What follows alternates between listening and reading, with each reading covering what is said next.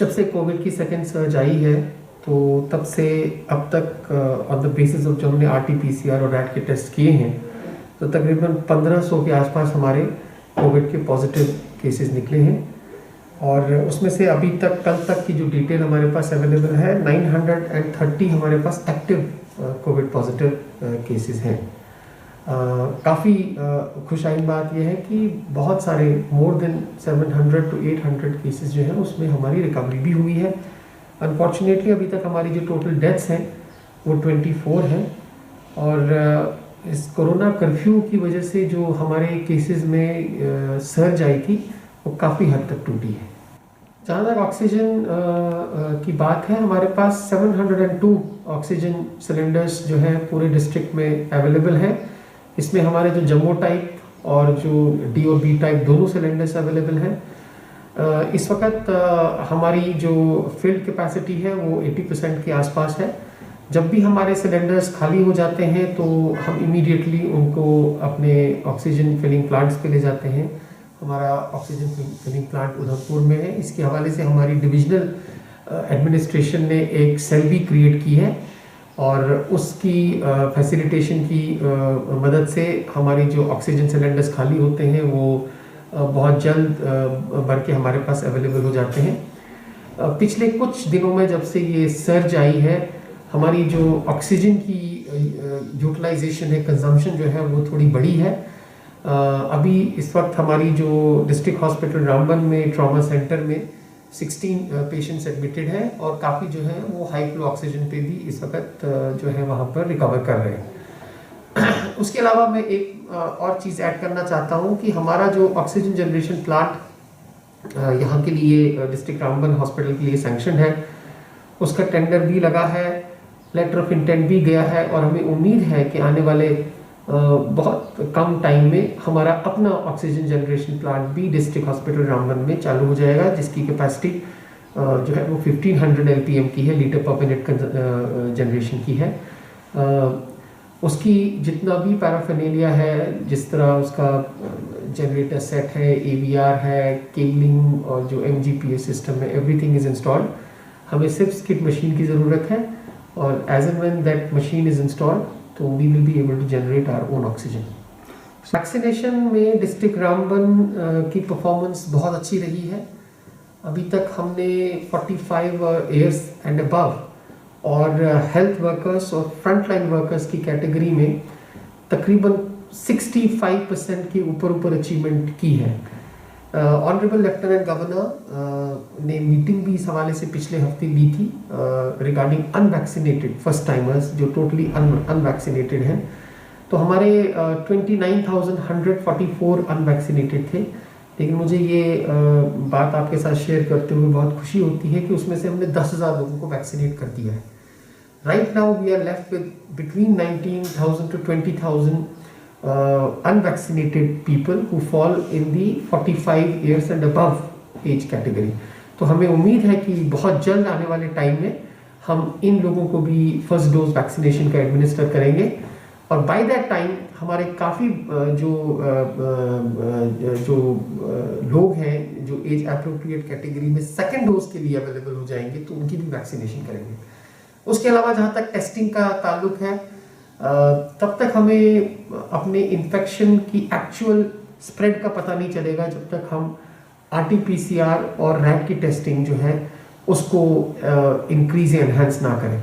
तो जैसा कि आपको पता है कि रामबन का जो डिस्ट्रिक्ट है इट एग्जिस्ट्स बिटवीन 2 टनल्स, चौहा टनल एंड द नाशी टनल।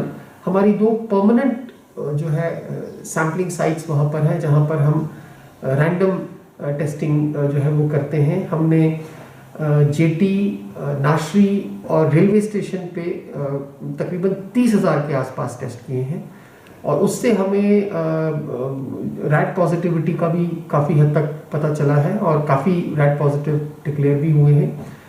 और इसके अलावा हमारे जो रूरल स्प्रेड हुआ है उसको कंट्रोल करने के लिए हमने रूरल एरियाज़ में भी टेस्टिंग की है। नेशनल प्रोजेक्ट्स के होने की वजह से बहुत सारे कंस्ट्रक्शन वर्कर्स बाहर से भी आते हैं, उनकी भी रेगुलर टेस्टिंग होती है। पिछले कुछ दिनों में कंस्ट्रक्शन वर्कर्स की टेस्टिंग में काफ़ी पॉजिटिव केसेस भी निकले हैं और उनको हमने सेल्फ आइसोलेशन में रखा हुआ है। हमारी कोशिश है कि ज़्यादा से ज़्यादा टेस्टिंग करें। ऑन एन एवरेज हम 1000 से लेकर 1200 तक के जो है RT-PCR और रैट टेस्ट डेली बेसिस पे करते हैं और ऑलमोस्ट एवरी डे हम अपना 200 का जो टारगेट है RT-PCR का वो एक्सीड करते हैं। गवर्नमेंट की तरफ से एक बहुत ही ह्यूज डिसीजन है और मुझे लगता है कि ये डिसीजन जो है कोविड के मैनेजमेंट में, मिटिगेशन में एक बहुत ही अहम रोल अदा करेगा। 5 बेडेड कोविड केयर सेंटर की जो फैसिलिटी विद ऑक्सीजन सिलेंडर्स अगर एक पंचायत लेवल पर ही मिल जाएंगे तो इससे उस पेशेंट को अगर मॉडरेट टू सिवियर सिम्टम्स है और उसे एक दूर दराज इलाके में ना शिफ्ट किए बगैर अगर उसे वही फैसिलिटी जो है उसके पंचायत में मिलेगी तो ये एक बहुत ही जो है बेहतरीन डिसीजन है। इसको इम्प्लीमेंट करने के लिए आज मॉर्निंग में मैंने इमीडिएट एक मीटिंग भी ली जिसमें हमारे चीफ प्लानिंग ऑफिसर और इसमें हमारे चीफ मेडिकल ऑफिसर, इसमें हमारे डिस्ट्रिक्ट पंचायत ऑफिसर वो सारे आए। इसको हमने स्ट्रेटेजाइज किया। जैसा कि आपको पता है कि रामबन डिस्ट्रिक्ट में 143 पंचायत हैं, तो we are looking towards setting up of 143 5-bedded COVID care centers as per the circular guidelines issued by the finance department। तो हमने उसका एक खाका खींचा है और आने वाले 1-2 दिन के अंदर अंदर हम सारी वो जगहें पंचायत में आइडेंटिफाई करेंगे जहाँ पर हमारी ये 5-bedded जो कोविड केयर सेंटर फैसिलिटी जो है वो अवेलेबल होगी। जैसा कि आपको पता है कि इसकी जो फंडिंग है वो हमारी एरिया डेवलपमेंट फंड्स की ग्रांट में से आएगा और कम से कम 1 लाख रुपए का खर्चा इस पे होगा। और मैंने CMO साहब को और DPO को डायरेक्शंस दी हैं कि वो सब डिविजनल एडमिनिस्ट्रेशन के साथ मिलकर बहुत जल्द अज जल्द ये 143 साइट्स को हर पंचायत में आइडेंटिफाई करें ताकि हम ये कोविड केयर फैसिलिटी वहाँ पर ही क्रिएट करें। सो टैक्टिकली अगर आप देखें तो we are looking towards an additional bed capacity of 750 in district Ramban if you compare 143 and multiply by 5। So हम कोई 700-750 बेड्स के आसपास की फैसिलिटी की तरफ देख रहे हैं। मैं तमाम मीडिया पर्सन्स के माध्यम से लोगों को ये अपील करना चाहता हूँ कि कोविड में सेल्फ मेडिकेशन ना करें और ना ही सेल्फ डिनाइल में रहें। अगर आपको कोविड रिलेटेड या कोविड टाइप सिम्टम्स हैं, जैसा कि आपको लग रहा है कि आपको बुखार है या आपको कफ हो रहा है या थकावट वगैरह का आपको एहसास है, तो आप खुद दुकान पे जाते हैं और मुख्तलिफ़ किस्म की दवाइयाँ खरीदते हैं, खुद एक्सपेरिमेंट करते हैं और जो सेल्फ डिनाइल होता है और रैट टेस्टिंग से जो है आप बचने की कोशिश करते हैं, इससे फ़ायदे के बदले उल्टा नुकसान होगा।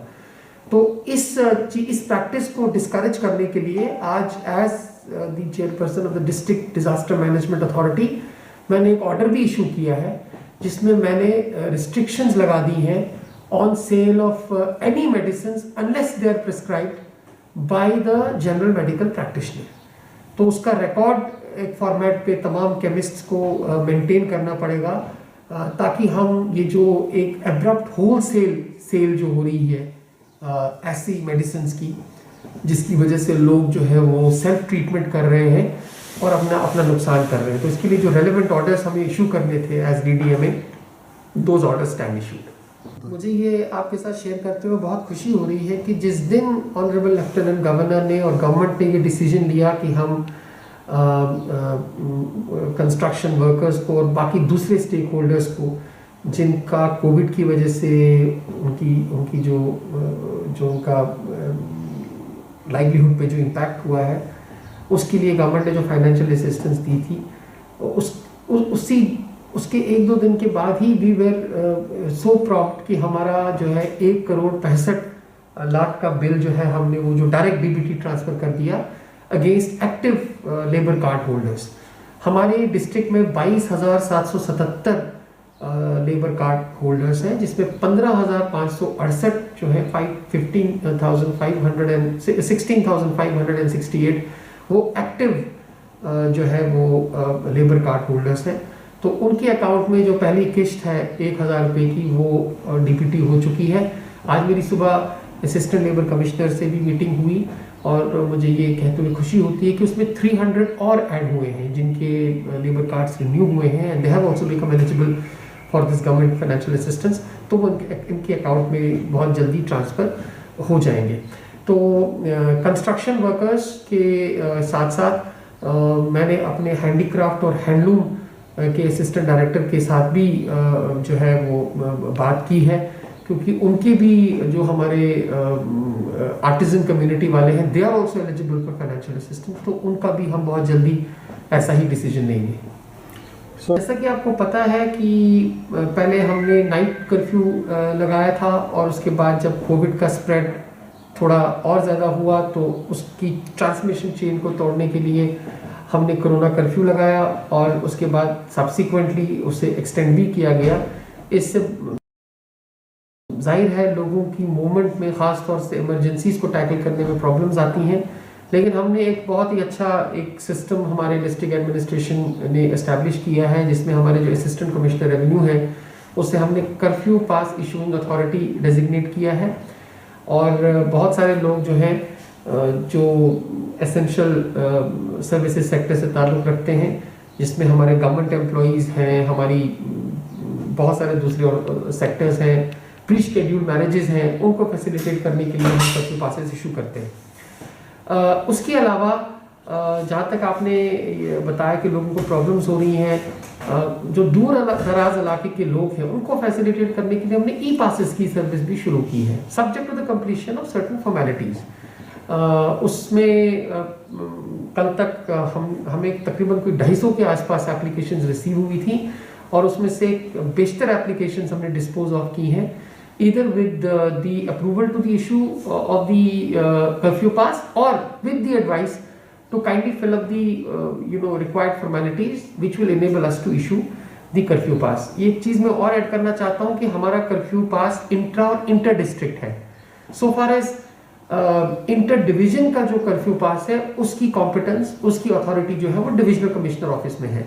मैं तमाम लोगों से ये रिक्वेस्ट करता हूँ कि for any updates they should approach the district administration Twitter handle, उसमें सारी लिंक्स इन ई पासेस की वो अवेलेबल है।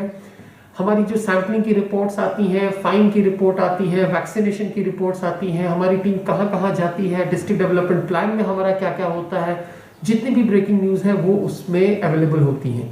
तो मेरी आपके माध्यम से लोगों से ये भी रिक्वेस्ट होगी कि for quick and real time updates they should reach out to us and start following us on our Twitter handle. Thank you. Thank you.